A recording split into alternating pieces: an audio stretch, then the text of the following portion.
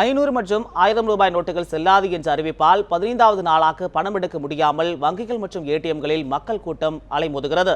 இதுகுறித்து நமது செய்தியாளர் பாலாஜி அளித்த கூடுதல் விவரங்களை இப்போது பார்க்கலாம்.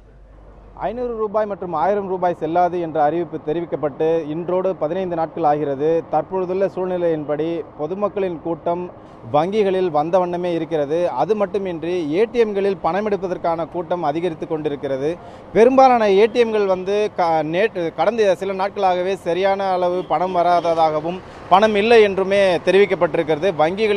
வங்கிகளிலிருந்து ஏடிஎம்களில் பணம் போடாதது காரணமாகவே பொதுமக்களுக்கு ஏடிஎம்மிலிருந்து பணம் எடுக்காத ஒரு சூழல் ஏற்பட்டிருக்குது. தற்பொழுது நான் இங்கே நிற்கக்கூடிய பகுதி சென்னை பாரிஸில் இருக்கக்கூடிய தம்புச்செட்டி ஸ்ட்ரீட். இங்கே இருக்கக்கூடிய பெரும்பாலான வங்கிகள் ஏடிஎம்களில் பணம் இல்லைங்கிற மாதிரியான ஒரு விஷயத்தை நம்ம பார்க்கலாம். கிட்டத்தட்ட இந்த இடத்துல ஐசிஐசிஐ வங்கி மற்றும் ஸ்டேட் பேங்க் வங்கி ஆகிய வங்கிகளின் ஏடிஎம்கள் இங்கே இயங்கி கொண்டிருக்கிறது.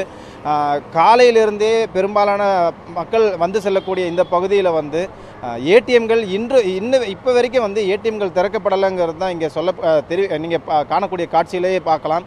அது மட்டுமின்றி பெரும்பாலான ஏடிஎம்களில் 100 ரூபாய் நோட்டுகள் வரவில்லை.